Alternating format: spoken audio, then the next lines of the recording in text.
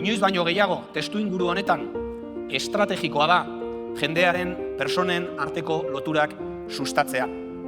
Gauzak elkarrekin egitea iraultzailea da. Kolektiboa, indibiduoaren gainetik jartzea, inoiz baino gehiago iraultzailea da. Badaukagu berehalakoago den erronka bat. Irailaren 27an anaitasuna lepo betetzea. Esateko txiki eta otaegi hil zituztela, bai, baina 50 urte geroago gu hemen gaudela. Haien banderekin, haien ametsekin, haien proiektu politikoarekin.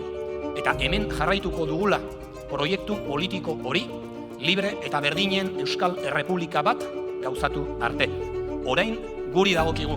Herri hau bizkar gainean hartu eta ordukoaren moduko nazio bulkada bat martxan jartzea. Orain guri dagokigu. Orduko haiek egin zuten bezalaxe gure buruari promesa bat egitea. Guk ez dugu etxiko euskal preso, ieslari eta deportatu politiko guztiak etxeratu arte. Guk ez dugu etxiko euskal estatu independente, sozialista, feminista eta euskaldun bat eraiki arte. Eztabaida on eta JK irabazi arte.